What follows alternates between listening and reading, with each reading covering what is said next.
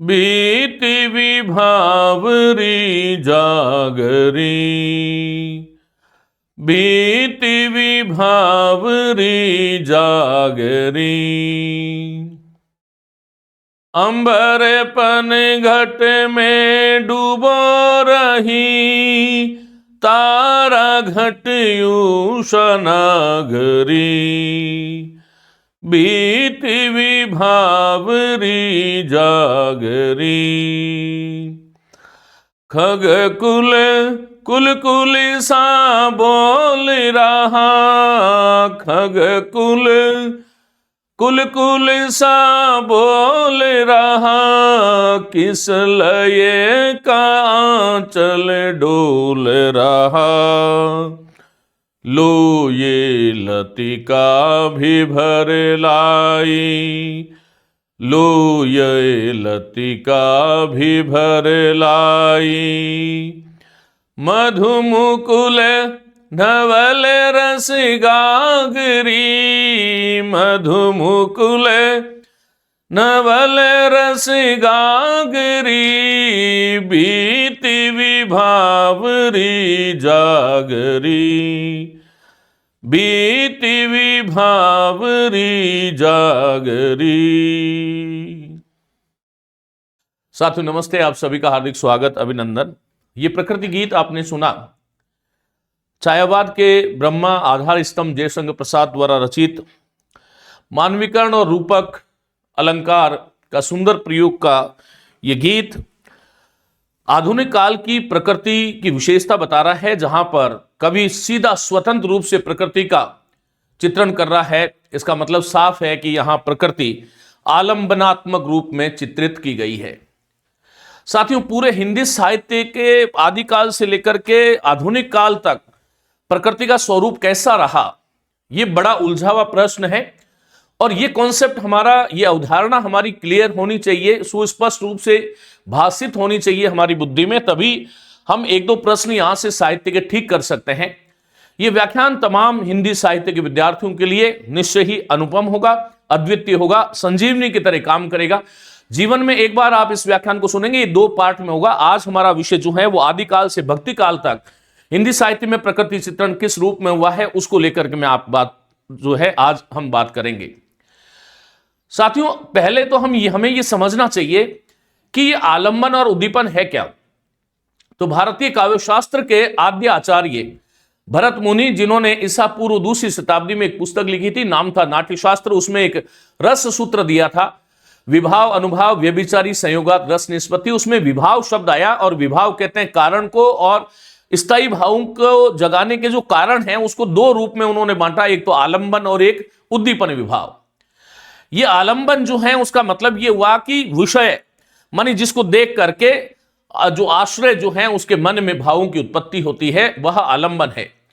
जैसे नायक नायिका को देख करके उसके मन में भाव जागृत होते हैं, प्रकृति को देखकर हमारे मन में भाव जागृत हो रहे हैं, तो प्रकृति को देख करके हो रहे हैं, इसका मतलब आलंबन है। और उद्दीपन का मतलब हुआ कि जो भावों को उद्दीप्त करे, जो भावों को, स्थायी भावों को, जागृत भावों को और अधिक बढ़ाए, उसको हम उद्दीपन विभाव कहते हैं। ये तो खैर रस की अवधारणा थी कि रस में आलंबन और उद्दीपन क्या है। यहां पर एक सवाल ये उठता है कि प्रकृति का आलंबनात्मक चित्रण साहित्य में कहां माना जाता है और उद्दीपनात्मक चित्रण कहां पर माना जाता है। यह विषय बहुत छोटा है, लेकिन हमें समझ की, अवधारणा की थोड़ी कमी होने के कारण हम शायद रटते हैं इस चीज को, और रटी हुई चीज कहीं ना कहीं ये दुखदाई भी होती है। आलंबन का मतलब है जब प्रकृति काव्य में स्वतंत्र रूप से चित्रित होकर के आती है, प्रकृति स्वयं ही नायिका के रूप में आती है, प्रकृति को खुद को जो है वो नायिका बना दिया जाता है। प्रकृति के अंग उपादानों का जब स्वतंत्र रूप से चित्रण हो रहा है, इसका मतलब प्रकृति का वो काव्य में जो रूप आया है वो आलंबनात्मक है। और जहां पर प्रकृति नायक और नायिका के भावों को उद्दीप्त करने के लिए सहायक सामग्री के रूप में साहित्य में जहां पर भी आई है, वो प्रकृति का उद्दीपनात्मक चित्रण है। अस्तु, हम आदिकाल की यदि बात करें तो आदिकाल में देखिएगा अपभ्रंश जैन काव्य में प्रकृति की ऐसी कोई बात थी नहीं, उपदेश प्रधान काव्य वहां पर था। फिर सिद्ध जो है वो योगी, सिद्ध और नाथ योगी आए, तो उन्होंने प्रकृति का कहीं पर जो वर्णन किया, तो वो सिद्ध और नाथों ने, तो वो प्रतीकात्मक रूप में था, वो दार्शनिक अनुभूति थी। प्रकृति को हम आलंबन उद्दीपन भावों में नहीं बांट सकते। साहित्य में पहली बार प्रकृति का आलम्बनात्मक चित्रण, उद्दीपनात्मक और आलम्बनात्मक दोनों प्रकार का चित्रण मानी प्रकृति रासो काव्य में उद्दीपनात्मक रूप में मुख्य रूप से चित्रित हुई, लेकिन कहीं कहीं आलम्बनात्मक रूप भी उस प्रकृति का हमें देखने को मिलता है। अभी बता करके आया हूं आपको कि उद्दीपन रूप कहां होता है, जहां प्रकृति नायक और नायिका का जो प्रेम पहले से उनके हृदय में है उनको और ज्यादा उद्दीप्त करे, जो बाहरी वातावरण का काम करती है, प्रकृति वहां सहायिका बन के आती है। लेकिन रासो काव्य में प्रकृति का आलंबन और उद्दीपनात्मक दोनों प्रकार का चित्रण है। भक्ति काल में यदि मैं बात करूं तो भक्ति काल की जो प्रकृति है, मेरी बात को एक बार ध्यान से सुनिएगा, फिर हम पीपीटी के माध्यम से बात करेंगे। भक्ति काल की जो प्रकृति है उसमें यदि निर्गुण संतों की अर्थात संतों और सूफियों की प्रकृति को हम देखें तो संतों के यहां पर प्रकृति जो है वह प्रतीकात्मक रूप में दार्शनिक अभिव्यक्ति के रूप में प्रस्तुत हुई, यह हमें ध्यान रखना है। लेकिन फिर भी जहां पर प्रकृति है वहां पर उद्दीपन का काम भी कर रही है। भक्त के हृदय में जो है वो भक्ति को जगाने का प्रयास प्रकृति के माध्यम से हुआ, तो वहां प्रतीकात्मक रूप में प्रकृति आई, लेकिन गौण रूप से उद्दीपनात्मक रूप से चित्रण हम उसको कह सकते हैं। जब सूफी काव्य आया तो सूफी काव्य के अंदर प्रकृति उद्दीपनात्मक अधिक हुई और आलम्बनात्मक कम हुई, अर्थात प्रकृति का स्वतंत्र वर्णन सूफी काव्य में भी कम मिलता है और वहां पर भी प्रकृति जो है वो प्रतीकों के माध्यम से वहां पर आई है। फिर जब हम राम काव्य धारा की बात करते हैं तो राम काव्य धारा में प्रकृति विशेष करके उद्दीपनात्मक चित्रण है और गौण रूप से आलंबन के रूप में प्रकृति कहीं कहीं उस रूप में भी आई है। यदि हम कृष्ण काव्य में बात करें तो कृष्ण काव्य में स्पष्ट रूप से प्रकृति का रागानुगा चित्रण हुआ है।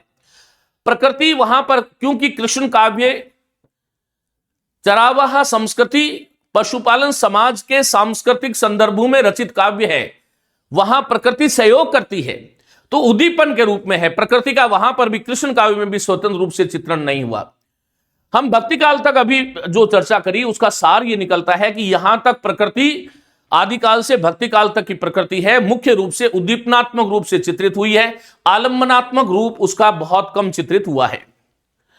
फिर उसके बाद में जब हम रीतिकाल में आते हैं तो रीतिकाल में प्रकृति, ये आपको बताने की आवश्यकता ही नहीं है, वहां पर नायक नायिका नक्श वर्णन श्रृंगार के जो भाव थे उनको उद्दीप्त कर रही थी प्रकृति।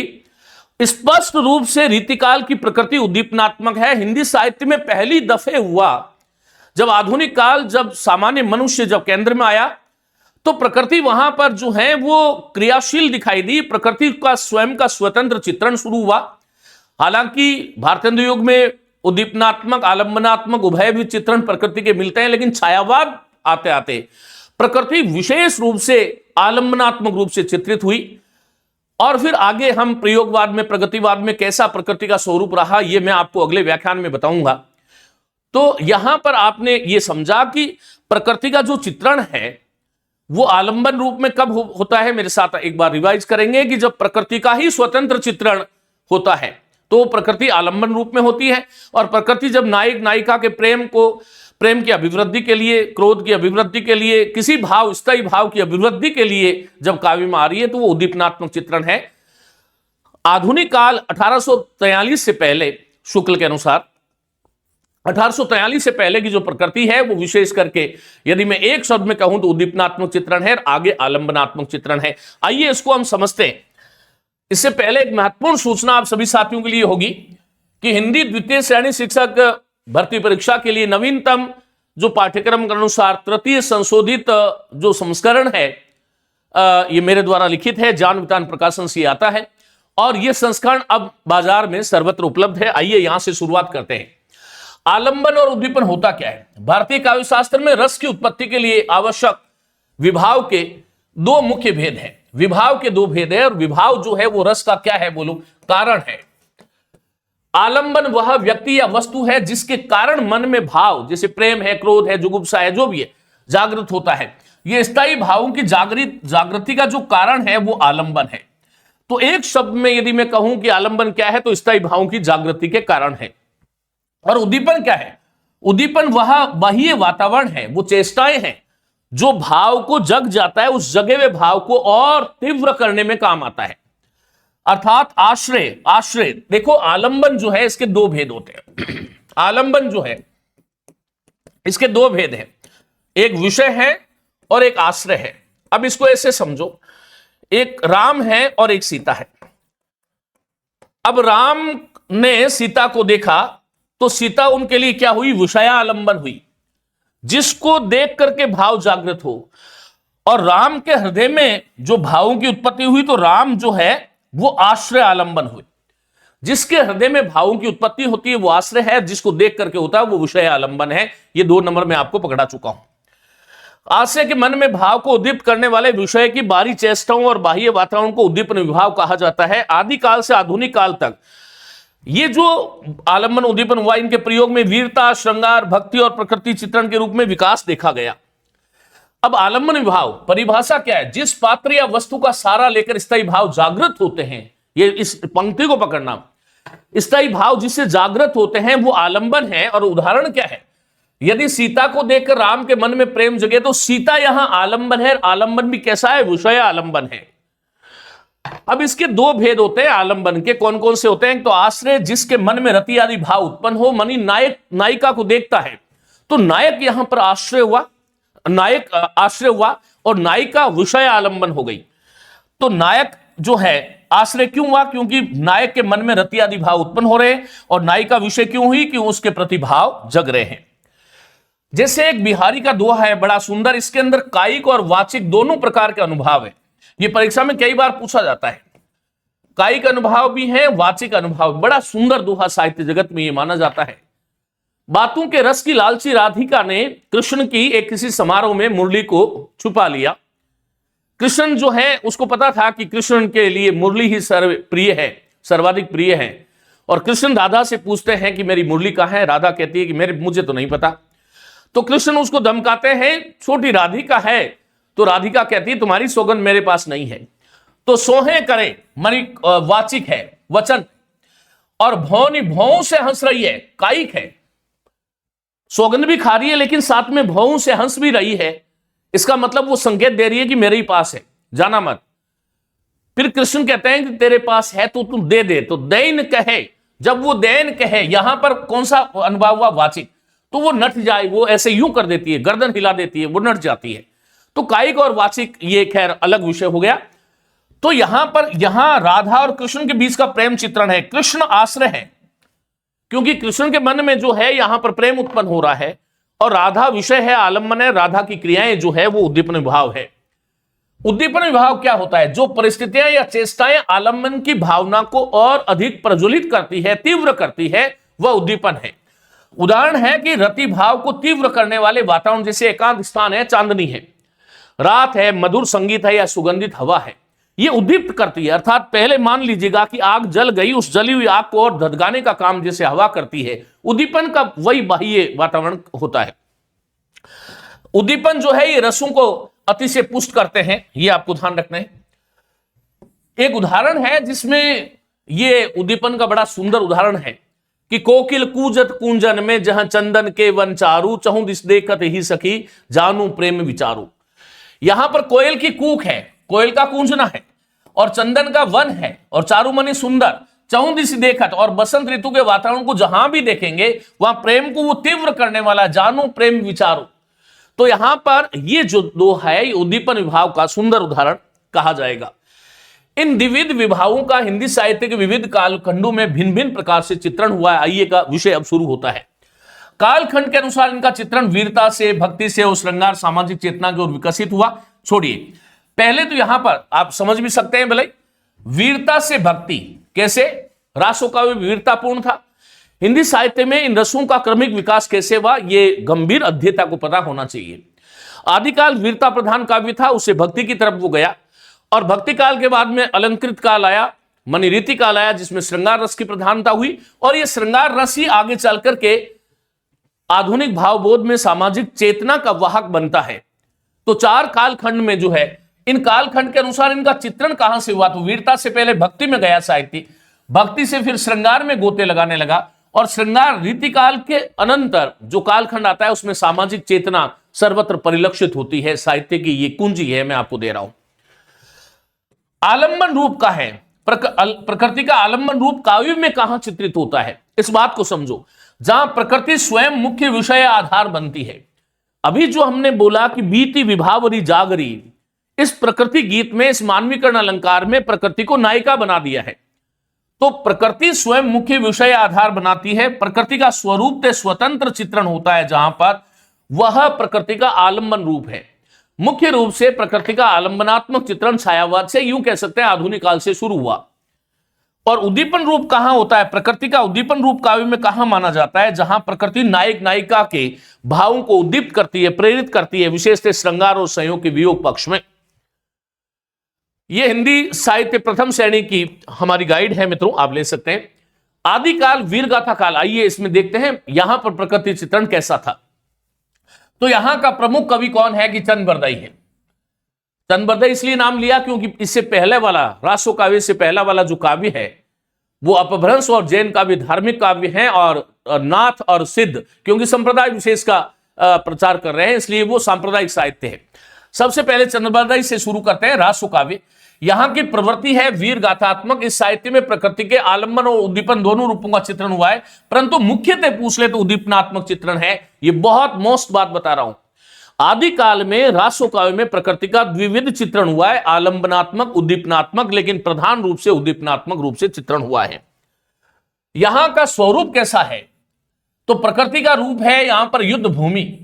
प्रकृति रूप क्या है? प्रकृति कैसी है? यहां पर युद्ध भूमि है, ऋतु वन पर्वत का वर्णन है। कारण यह है कि इस कालखंड में रासों में दो प्रकार के रसों की विशेषता सृष्टि होती दिखाई देती है। वीर रस में जो है प्रकृति युद्ध भूमि के रूप में आती है, और जहां पर श्रृंगार का चित्रण है वहां पर ऋतु वन पर्वत का वर्णन वहां पर हो रहा है। प्रकार कैसा है? प्राय उद्दीपन रूप है रासो काव्य में, लेकिन हां आलंबनात्मक चित्रण भी गौण रूप से वहां पर हुआ है। उद्देश्य क्या है? वीर रस को उद्दीप्त करना, इसका उद्देश्य यह था। विशेषता क्या है? प्रकृति यहां पर स्वतंत्र सत्ता नहीं है। आदिकाल में प्रकृति की स्वतंत्र सत्ता नहीं है काव्य में, अपितु वीरता की पृष्ठभूमि में वो प्रयुक्त हुई है। यह आपको ध्यान रखना है। जैसे परमाल रासो आल खंड का एक दोहा आपके सामने रख रहा हूं, आप इसका बिल्कुल जो है बहुत बार इसको सुना होगा। कवि कह रहे हैं जगनीक की रचना है, जगनीक की रचना है परमाल रासो आल खंड के नाम से, और वो कह रहे हैं कि 12 बरिस ले कुकर जीवे और तेरे लो जीवे सियार, बरिस 18 छत्री जीवे आगे जीवन को धिक्कार।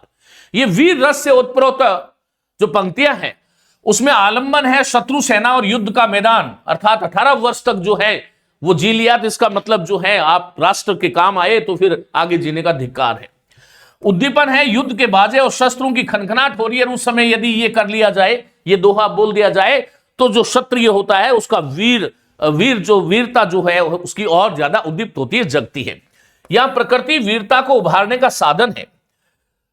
यहां पर देखो ये कालखंड है आदिकाल वीरगाथा काल, मुख्य प्रवृत्ति है वीर और श्रृंगार रस। आलंबन किस भाव पर टिके हैं? यहां शत्रु राजा, क्योंकि वीर रस और सुंदरी मनी राजकुमारी, युद्ध में विपक्षी योद्धा को देखकर वीरता जगाती है प्रकृति।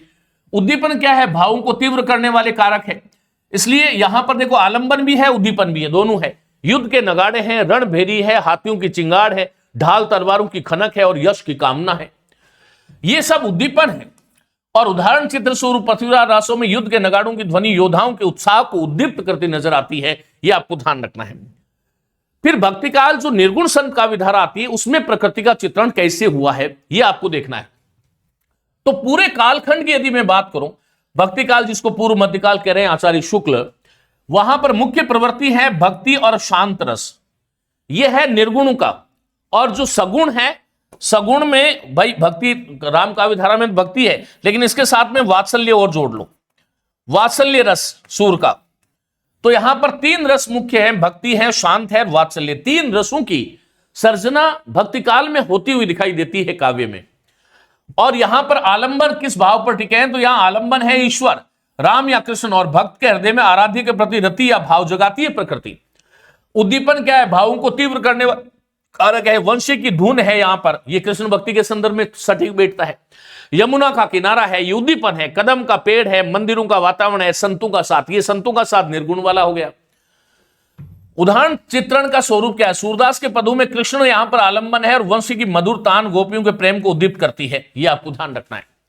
तो यहां पर देखो, अब यहां पहले एक एक कवि के हिसाब से बात करें। संत काव्य जो है उसके सबसे अगुआ जो नायक है साहित्य में हमारे, वो कबीर है। और कबीर की प्रकृति जो है वो कैसी है? प्रतीकात्मक है। इसको आप मौज करना है। कबीर की जो प्रकृति है वो प्रतीकात्मक है। और प्रकार कैसा है उसका? न तो प्रकृति यहां पर आलम्बन रूप में है, न शुद्ध उद्दीपन रूप में है। तो क्या है? यहां प्रकृति केवल आध्यात्मिक संकेत है। याद रखिएगा, कबीर के काव्य में अर्थात संतों के काव्य में, कबीर के काव्य के साथ संत पूरा ले सकते हैं, उसमें प्रकृति आध्यात्मिक संकेत है, प्रतीकात्मक है, न विशुद्ध रूप से आलंबन है, न विशुद्ध रूप से उद्दीपन है। एक दोहे के माध्यम से इसको समझते हैं मित्रों। कबीर दास ने एक दोहा लिखा, जल में कुंभ, कुंभ में जल है, बाहिर भीतर पानी, फूटा कुंभ जल जल ही समाना, ये तथ्य कहो कोई जानी। अब इसके प्रतीकात्मक अर्थ है। इस दोहे में प्रत्येक वस्तु एक आध्यात्मिक सत्य की प्रतीक है। यहां कुंभ क्या है? यह घड़ा नहीं है। अभिधा का अर्थ तो घड़ा है, लेकिन यह मानव शरीर है जिसको घड़े के रूप में, जो अहंकार है, माया है, वो क्या है? कुंभ है। और जल क्या है? आत्मा और परमात्मा, ये ब्रह्म जो है, अद्वैतता जो है, क्योंकि कबीर का काव्य शंकराचार्य के अद्वैतवाद को लेकर के चलता है, राम भक्ति काव्य विशिष्टाद्वैतवाद को लेकर के चलता है, कृष्ण भक्ति काव्य वल्लभाचार्य के शुद्धाद्वैतवाद, मध्वाचार्य के द्वैतवाद, चैतन्य महाप्रभु के अचिंत्य भेदाभेद, और निम्बार्क संप्रदाय के निम्बार्काचार्य का भेदा भेदवादी दर्शन, हरिदासी संप्रदाय, सखी संप्रदाय, इन संप्रदायों के उदाहरणों को लेकर के चलता है। खैर, तो यहां पर कुंभ का फूटना क्या है? फूटा कुंभ, क्या फूटा? तो अज्ञान का नाश हुआ, अहंकार समाप्त हुआ। प्रकृति के उपादान जो है वो प्रतीक रूप में है। यह आध्यात्मिक संकेत है मित्रों। यहां पर प्रकृति पर दार्शनिक आरोपण किया गया है। इस बात को आप ध्यान से दिमाग में बिठाएंगे। जल का जल में मिलना क्या है? आत्मा का परमात्मा में लीन होना, अभेद की स्थापना होना। प्रकृतियां रहस्य और प्रतीक रूप में है संतों के यहां पर। और भक्ति काल की जो निर्गुण सूफी काव्य धारा है, उसमें प्रकृति का स्वरूप कैसा है? भक्ति काल की सूफी काव्य धारा विशेषतः प्रेमा खाना काव्य में प्रकृति चित्रण का स्वरूप मुख्यतः उद्दीपनात्मक और प्रतीकात्मक है। Very very most.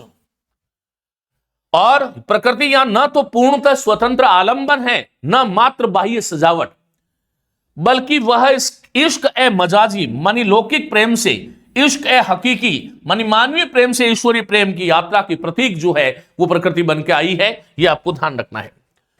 प्रमुख कवि इसके मलिक मोहम्मद जायसी हैं। बाकी चाहे मंजन है, चाहे कुतुबन है, चाहे नूर मोहम्मद है, चाहे शेख नबी है, चाहे और कोई भी कवि है, इसरदास है, जो भी है, लेकिन प्रमुख कवि मलिक मोहम्मद जायसी है। इन्होंने पद्मावत लिखा। इस काव्य में प्रकृति का रागात्मक चित्रण हुआ है। हिंदी साहित्य में मेरी समझ में प्रकृति का रागात्मक चित्रण दो ही जगह उपलब्ध होता है। एक तो कृष्ण काव्य मुख्य रूप से रागात्मक रूप से चित्रण होता है प्रकृति का, और भक्ति भी वहां पर रागानुगा है। और एक सूफी काव्य, सूफी प्रेम की पीर के उपासक हैं, कोमल हृदय के हैं, इसलिए प्रकृति के साथ उनका रागात्मक संबंध है। यहां प्रकृति को मिथ्या न मानकर खुदा की अभिव्यक्ति माना गया है। अब यहां प्रकृति किस रूप में आई है? मुख्य रूप से उद्दीपनात्मक रूप से। किस रूप से? उद्दीपनात्मक रूप से, और रागात्मक चित्रण है। अब एक दोहा है पद्मावत का, फिरी फिरी रोव को नहीं डोला, आधी रात विहंगम बोला, तू फिरी फिरी दा है सब पाखी, कई दुख रे निन लावसी आंखी। यहां पर जो है एक नायिका जो नागमती है, उसके विरह को उद्दीप्त कर रही है। नागमती वियोग खंड की ये पंक्तियां हैं। और कि फिर रो करके वो जो है, कोई नहीं डोला, कोई नहीं आया। आधी रात में एक विहंगम यहां पर सहायक बन रहा है। वह नागमती जब विरह की वेदना में तड़फ रही थी, उस समय कोई संसार का प्राणी उसकी सहायता करने के लिए नहीं आ रहा है। कोई पक्षी बोला, तो फिर दाए सब पांखी, और वो पक्षी कह रहा है कि तू फिर के, सभी अतिशोक्तिपूर्ण वर्णन है कि सारे पक्षियों को जला रही है। कई दुख रहनी न लावसी आंखी, तेरे कौन सा दुख है, तू न ले लावसी आंखी, तो रात को आंखों में नहीं ला रही, अर्थात नींद क्यों नहीं ले रही, यहां पर इस रूप में आया है। जायसी ने सिंगल द्वीप का बात करी है, वन की, सागर की, पर्वत आदि का अत्यंत विस्तृत वर्णन किया है। सागर यहां आध्यात्मिक गहराई का प्रतीक है। पूरा का पूरा जायसी या सूफी काव्य जो है उसको हम प्रतीकात्मक रूप से लेते हैं, यह आपको ध्यान रखना है। वन यात्रा यहां साधना का पथ है। पद्मावती यहां पर परम सत्य है। रतन सेन की यात्रा आत्मा की ईश्वर की ओर यात्रा है। मैं आपको बता दूं कि जो सूफी काव्य हैं उसमें नायक जो है वो आत्मा है और नायिका जो है परमात्मा रूप में चित्रित हुई है। संतों से विपरीत भाव यहां पर देखने को मिलता है। यहां प्रकृति प्रतीकात्मक प्लस उद्दीपनात्मक दोनों रूप में है, यह आपको ध्यान रखना है। फिर भक्ति काल में सगुण राम भक्ति काव्य धारा जो आती है उसमें देखो, इस काव्य धारा में प्रकृति चित्रण स्वरूप मुख्यतः उद्दीपनात्मक है, किंतु कुछ स्थानों पर भी आलंबन का रूप भी ग्रहण करता है। कुछ स्थान है रामचरितमानस में जहां पर आलंबन का रूप ग्रहण करता है। यहां प्रकृति राम की लीलाओं, वनवास, भक्ति भाव और विरह की संवेदना को तीव्र करने का साधन बनती है। कंद मूल फल सुरस अति दिए राम कहूं आनी, तो यह आपको ध्यान रखना है, विशेष रूप से आलंबन है, उद्दीपन है। एक अन्य उदाहरण है जो आलंबन का बड़ा सुंदर उदाहरण है।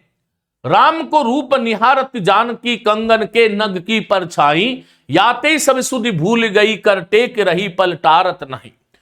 अनुभवों का बड़ा सुंदर चित्रण इसमें है, वो अलग विषय है, कभी और बताऊंगा।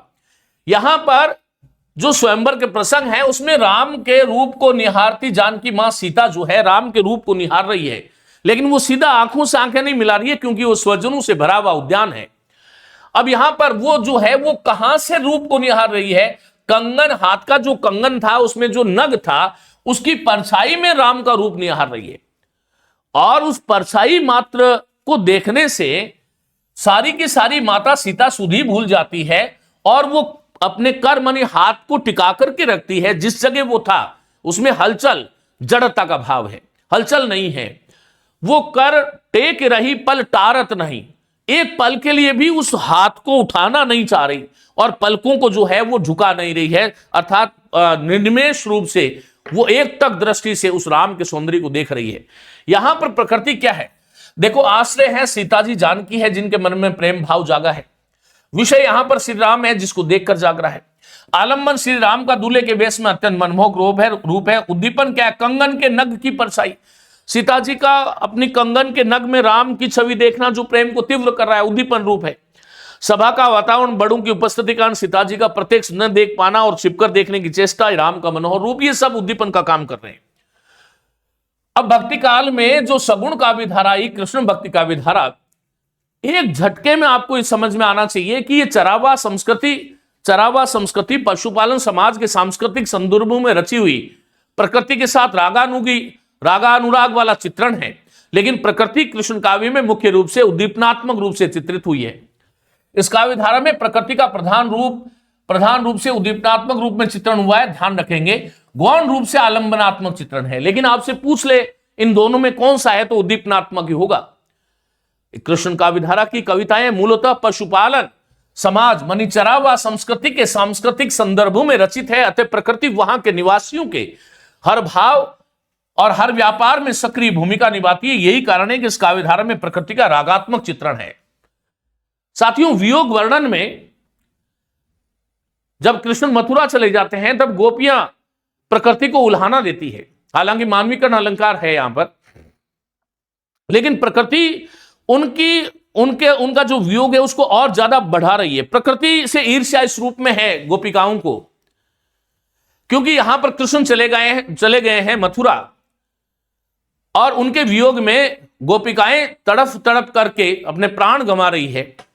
लेकिन प्रकृति जो है वो यहां पर हरी भरी है और पुष्पों से लदी हुई है। इसी बात को लक्षित करते हुए प्रकृति को उल्हाना देती हुई एक गोपी क्या कह रही है, सुनो।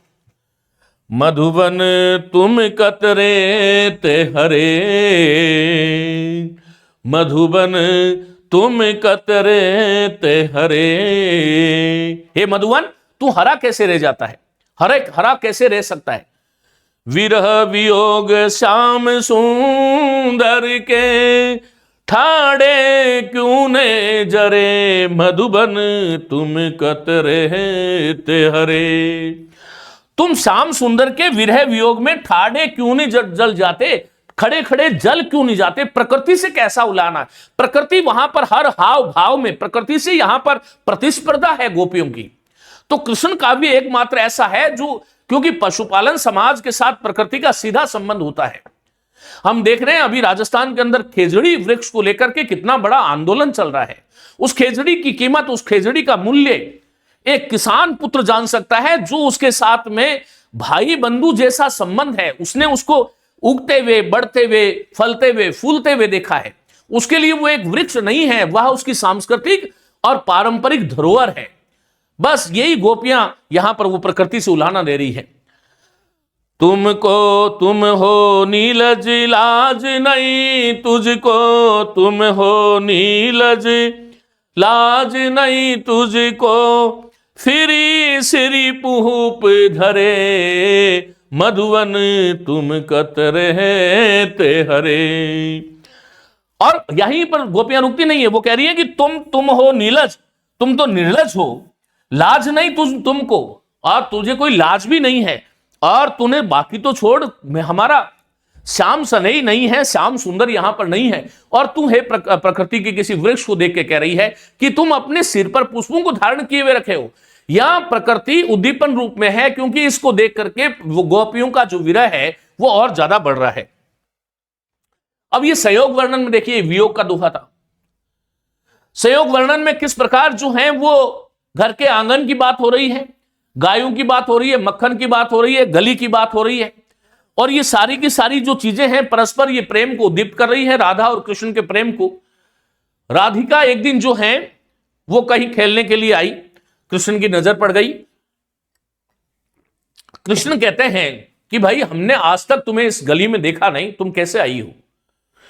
और कृष्ण प्रश्न कर बैठते हैं, बूझत श्याम कौन तू गोरी, बूझत श्याम कौन तू गोरी, कहां रहती काकी है बेटी, देखी नहीं कबहू ब्रज खोरी, बूझत श्याम कौन तू गोरी।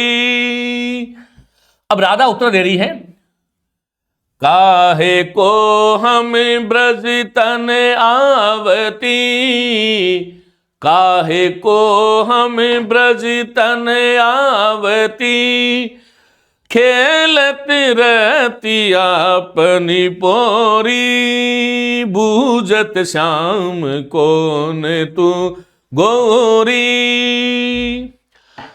राधा कह रही है, सुनत रही श्रवण निनंद ढोटा, सुनत रही श्रवण निनंद ढोटा, करत रहत माखन दधि चोरी, बूझत श्याम, बूझत श्याम कौन तू गोरी।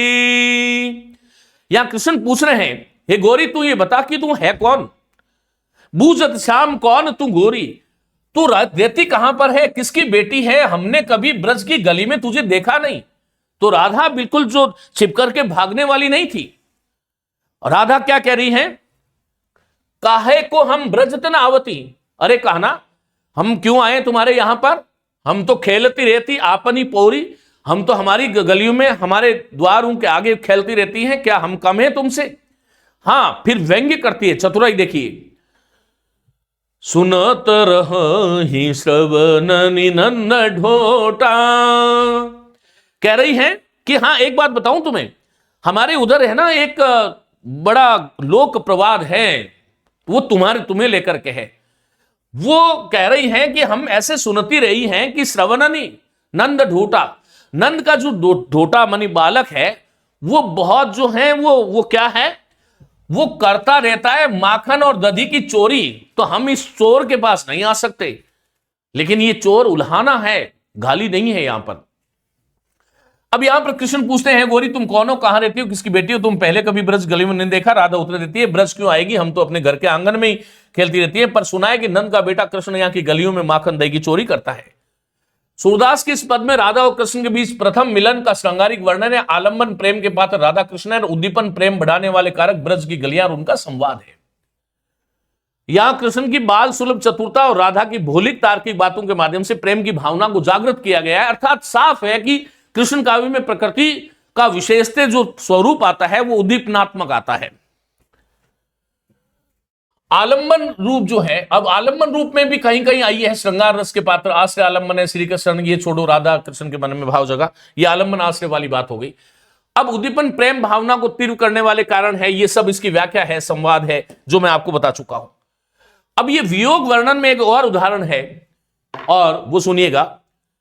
बिनु गोपाल बेरिन भई कुंज, बिनु गोपाल बेरिन भई कुंज, तब ये लता लगती अति शीतल, अब भई विषम ज्वाल की पुंज। स्मृति नामक संसारी भाव है। बिनु गोपाल बेरिन भाई कुंज, तब ये लताएं जब संयोग काल में लताएं जो है शीतल लगती थी, अब ये विषम ज्वाला की पुंज बन गई है। वृथा बहती जमुना खग बोलत, वृथा कमल फूले अली गूंजे। और कृष्ण के न रहने से ये सारी चीजें बेकार हो गई है। देखो ये उद्दीपन का काम कर रही है प्रकृति यहां पर। वृथा बहती जमुना, कि वृथा ही जमुना बह रही है और ये अनावश्यक रूप से खग बोल रहे हैं, और वृथा ही कमल फूल रहे हैं और अली भौरे गुंजारमान कर रहे हैं। पवन पानी घन सार संजीवनी, दधि सुत किरण भानु भई भूंजे, बिनु गोपाल बेरिन भई कुंज, बिनु गोपाल बेरिन भई कुंज। गोपियां उद्धव से कहती है, श्री कृष्ण के बिना लताओं के कुंज वन हमारे लिए शत्रु बन गए। जब कृष्ण यहां थे तब ये बहुत शीतल लगते थे, अब विरह की आग के समान है। यमुना का बहना, पक्षियों का बोलना, कमलों का खिलना, भोरों का गुंजन करना सब व्यर्थ लग रहा है। हवा, पानी, कपूर, चंद्रमा की किरणें भी अब आग की तरह जला रही है। प्रकृति उद्दीपन का काम कर रही है। आश्रय यहां पर गोपियां हैं, गोपियों के हृदय में विषय श्री कृष्ण है। जो स्मृति नामक संसारी भाव मैं आपको बता चुका हूं। आलम्बन विभाव श्री कृष्ण है, उद्दीपन विभाव गोपियों की विरह वेदना को बढ़ाने वाली परिस्थितियां या वातावरण है। वृंदावन की लता कुंज जो कभी शीतल लगती थी अब भयंकर अग्नि के समान है, वो उसकी आग को और बढ़ा रही है, विरह की आग को। बहती यमुना, पक्षियों का बोलना और कमल भोरे जो पहले सुखद थे अब उन्हें व्यर्था बकवास लगते हैं। शीतलो उपचार की वस्तुएं, पवन, पानी, घनसार, कपूर और संजीवनी बूटी और चंद्रमा की किरणें, दधिसुष किरण अब भानु सूर्य के समान जला रही है। कृष्ण की ये याद, ये विचार कि कृष्ण के बिना यह सारा सुखद वातावरण भी बैरिन हो गया है, शत्रु हो गया है, ऐसा भाव है। तो मित्रों, ये आज जो है वो हम भक्ति काल तक का प्रकृति चित्रण जो है वो काव्य में किस रूप से हुआ है, मैं आश्वस्त हूं अपनी तरफ से कि मैंने ठीक ठाक आपके सामने इसको रख दिया है। विषय को मैं अतिशीघ्र उपस्थापन करके और उसको जो है वो संक्षेप में प्रस्तुत करना मेरा उद्देश्य रहा है। तो कदाचित इसमें थोड़ा विस्तार देना जो है मैं नहीं चाह रहा था, लेकिन मैं समझता हूं कि परीक्षा के लिए ये जो चीजें आज बताई वो बहुत आवश्यक है। ये व्याख्यान कैसा लगा आप जरूर से बताइएगा। और अगला व्याख्यान मैं रीति काल से आधुनिक काल के प्रत्येक खंड क्ष जो है वो इसका वर्णन मैं आपके सामने करूंगा कि प्रकृति कहां पर किस किस रूप में आई है। और आप इसमें एक सजेशन मुझे ये भी दे सकते हो इन प्रकार के, इस प्रकार के जो व्याख्यान आजकल चल रहे हैं, कि आपको साहित्य का, व्याकरण का, काव्यशास्त्र का कौन सा विषय जो समझने में कठिनता होती है। क्योंकि मैंने ये देखा है कि आमतौर पर विद्यार्थी ये समझ नहीं पाता कि आलम्बन रूप क्या है, उद्दीपन रूप क्या है, कहां पर कहां, वो उसको याद करते हैं। अब मैं समझता हूं कि भक्ति काल तक का आपका एक कॉन्सेप्ट पूरा हो गया। रीतिकाल और आधुनिक काल हम फिर करेंगे। फिर जाते जाते कह रहा हूं, आपको कोई भी विषय ऐसा लग रहा है कि सर ये यहां इस साहित्यिक पारिभाषिक शब्द में, इस बीज शब्द में हमें कोई समस्या है तो जरूर से मुझे बताइए, मैं आपकी सहायता करूंगा। मित्रों, ये प्रथम श्रेणी व्याख्याता की पुस्तक आ गई है और ये हिंदी द्वितीय श्रेणी शिक्षक जो बहुप्रतिष्ठित पुस्तक थी, ये अब बाजार में उपलब्ध है। और जल्दी ही कुछ एक दो अच्छी सामग्री मैं आपको जो है एक मॉडल पेपर फर्स्ट ग्रेड और सेकंड ग्रेड के देने वाला हूं। अपेक्षा की जाती है कि 15 मार्च से पहले पहले आपके पास मॉडल पेपर होंगे फर्स्ट ग्रेड के, संपूर्ण पाठ्यक्रम आधारित और बहुत अच्छे से आप लोग पढ़िएगा, मेरी बहुत शुभकामनाएं। जो साथी लाइव फ्रॉम क्लासरूम कार्यक्रम से जुड़ना चाहते हैं वो मैया पाठशाला पर आप सीधे आ सकते हैं, टेलीग्राम चैनल से इससे जुड़ सकते हैं। आप मेरे साथ पाठशाला पर पढ़ना चाहते हैं तो इसको आप डायरेक्ट स्कैन करें, कोई समस्या आए तो हेल्पलाइन नंबर पर बात करें, आप ऐप पे आ जाएंगे। टेलीग्राम व्हाट्सएप ग्रुप से जुड़ने के लिए इसको आप स्कैन कर सकते हैं। मेरी बहुत शुभकामनाएं। नमस्ते, धन्यवाद।